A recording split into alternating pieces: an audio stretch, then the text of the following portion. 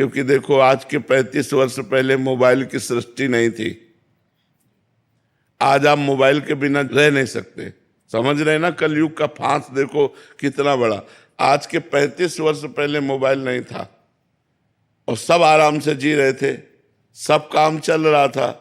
अब हर एक के पास मोबाइल है, बच्चे से लेकर जवान तक, रिक्शा वाले से लेकर के सबके पास है। अब मोबाइल एक जीवन का अंग बन गया है। कलयुग का कैसा प्रभाव कि हम हर समय बहिर्मुख बने रहे। अब आगे पता नहीं और कौन सा हाल आएगा कि हम भजन कर पाएंगे कि नहीं कर पाएंगे। बहुत खतरनाक है। दृश्यों से बचने के लिए, संसार से बचने के लिए माई बाप परिवार सबको छोड़कर हम भगवान के मार्ग में आए। और मोबाइल हजारों से संबंध जोड़ देता है। अब वो नंबर है, अब हमें जरूरत है, कोई समस्या आई तो हमें भगवान से बात करनी चाहिए, लेकिन हम भगवान को भूल गए।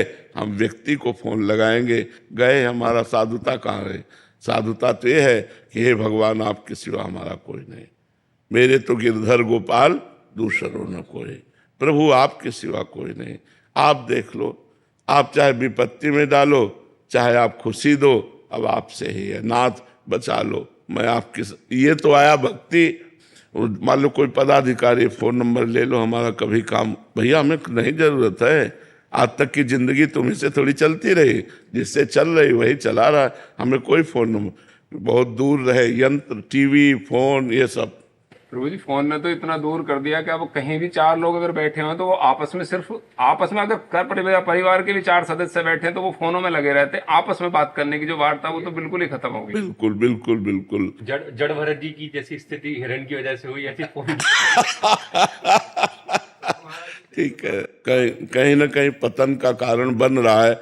छोटे छोटे बच्चे, भाई बहन सब इन्हीं को देख देख करके बहुत ही पागलपन चढ़ा देता है। जैसे हम कोई दृश्य देखें ना तो उसका प्रभाव पड़ता है। अगर हम सत्वगुण दृश्य देखें, मोबाइल में कुछ अच्छाइयाँ भी हैं कि आप लोग बैठे हो मोबाइल की वजह से बैठे हो, नहीं आप प्रवचन सुने और आप आए।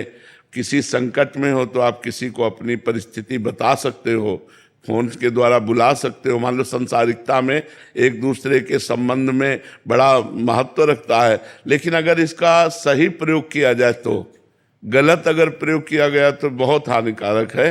हर समय इसे नहीं प्रयोग करना चाहिए, इसका स्विच ऑफ भी कर देना चाहिए कि 2, 4, 6 घंटे जब हम भजन साधन पूजन में लगें तो स्विच ऑफ रखा है।